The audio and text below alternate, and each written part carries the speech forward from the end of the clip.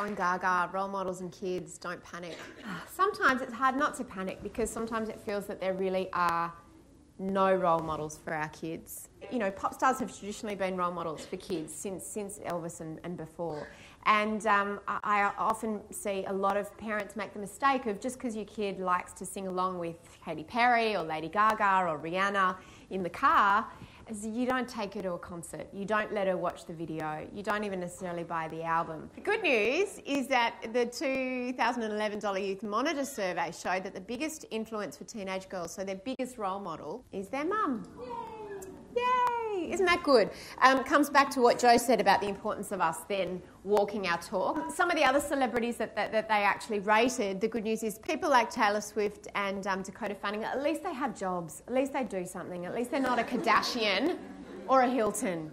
Because that's also something that we didn't have when we were growing up. You know, now the idea of being famous for being famous is pretty new and something that's pretty scary to aspire to when you think about it. You know, that funny area where they've grown out of Dora, love Dora, Dora the Explorer and the Wiggles and everything, but they're too young for Rihanna, hopefully, and all of that, but they're kind of looking for something else. And I push them, boys and girls, towards Bindi because she dresses just in normal clothes. She doesn't wear makeup. Her mother is very present in the shows, so that there's a lot of communication there. And she does stuff. She talks about animals and wilderness and conservation and all of those kind of things. So I think Bindi is a fantastic role model if you're looking for one. And so 41% said their mum is the person that they admire most, followed by their dad and a friend. I think that's really, really good news. Digitalised. This is one of the reasons I really wanted to get out of magazines. I spent a lot of time trying to have put women of more shapes, sizes and different skin colours in the magazines that I worked for, particularly Cosmo when I was the editor for 7 years. But more and more as I left, I was getting incredibly frustrated by the way images were being digitally manipulated via Photoshop. And people will say, you know, oh, it's fantasy, it's glamour. But I say that's bollocks. What advertising and magazines and the fashion industry do is that they hold up and show us what's normal, what's desirable, and what's the ideal physically attractive person.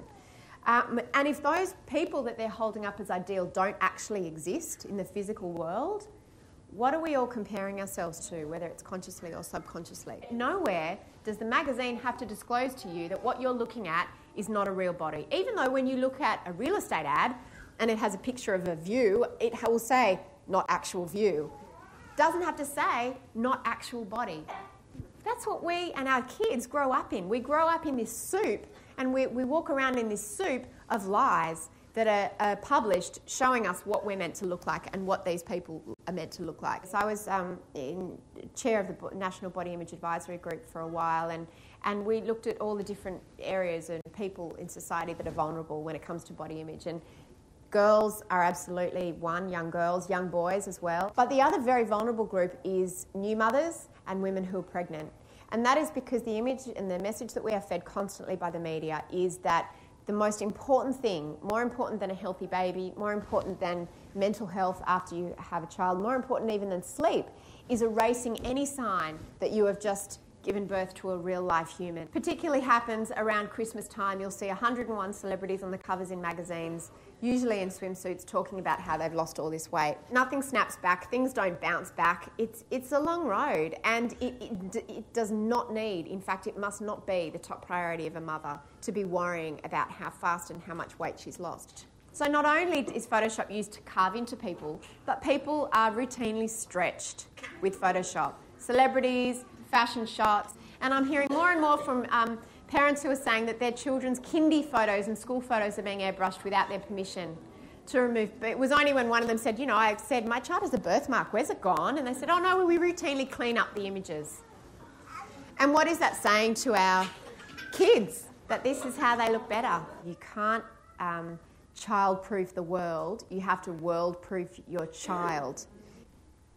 The best thing you can do is be with them when they're seeing those kinds of things. I think media literacy when it comes to role models and protecting our kids is absolutely vital.